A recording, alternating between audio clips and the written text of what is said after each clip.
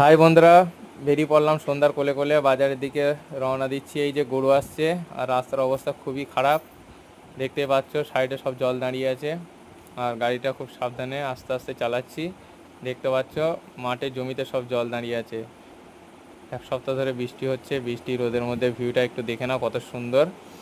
এই যে সামনে আবার দুটো গরু, একটু বাইকটা স্লো করি যেহেতু রাস্তার অবস্থা খুবই খারাপ। আবার একটা টোটো, যেতে যেতে একটু দাঁড়িয়ে গেলাম। মাঠে গরু চড়ছে, খুব সুন্দর লাগলো আমাকে। আর তোমাদেরকে কেমন লাগছে একটু কমেন্টে বলো। আর এ পাশটা একটু দেখি, এ পাশে কি প্রচণ্ড জল দাঁড়িয়ে আছে জমিতে। ও বাবা, একটা আলে বাছুর চড়ছে। তারপরে একটা দেখা হয়ে গেলো একটা ভাইয়ের সঙ্গে। আমার ভাই বলছে যে অনেকদিন তোমাকে দেখি নাই ভাই, কোথায় ছিলে? ওই জন্য ভাইকে একটু ভিডিও করে নিলাম। ভাই ওইদিকে চলে গেল, আমি এখন যাচ্ছি বাজারের দিকে।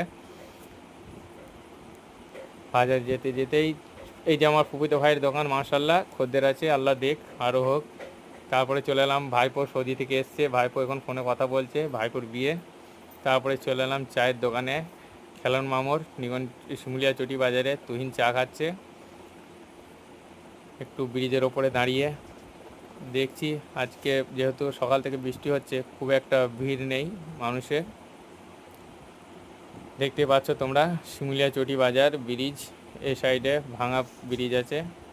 এই যে আবার ফুফুতো ভাইয়ের দোকান চলে এলাম। এই সানু কোথায় যাচ্ছিস? কিছু নিতে হবে, ফুফুতো ভাইয়ের দোকানে চলে এলাম, আমার ফটিক ভাইয়ের আলতাফ কালেকশনে। আর দেখা যায় ভাইকে ভিতরে নিয়ে যাই। ভাই রেনকোট দেখাচ্ছে আমাকে, রেনকোট নিতে হবে মেয়ের জন্য। তা ভাই এখন হিসাব নিকাশে ব্যস্ত। আর তারপরে আমার পছন্দ হলো এই রেনকোটটা। তারপরে আবার চলে এলাম, আমার একটা মামু চায়ের দোকান করেছে নতুন, মাশাল্লাহ খুব সুন্দর চা করছে মামু।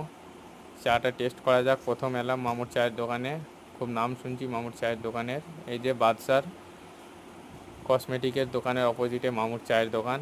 তারপরে চলে এলাম চাস্তো ভাইয়ের লেডিস টেলারে, ওখানে বন্ধু কাজ করছে, বন্ধুকে বললাম একটা ক্যাম্পা নিয়ে আসতে, একটা ক্যাম্পা নিয়ে এলো। তারপরে তিনজন বসে খাচ্ছি ক্যাম্পা।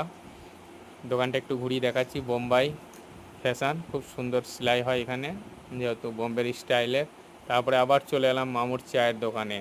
মামু এক কাপ চা খেয়েছে, নেশা হয়ে গেছে। সৈফুল বন্ধু, এই যে সৈফুল বন্ধুকে ডাকলাম, বন্ধু এসো চা খাবো। তারপরে হয়ে গেল টাইম তোমার 8টা 17।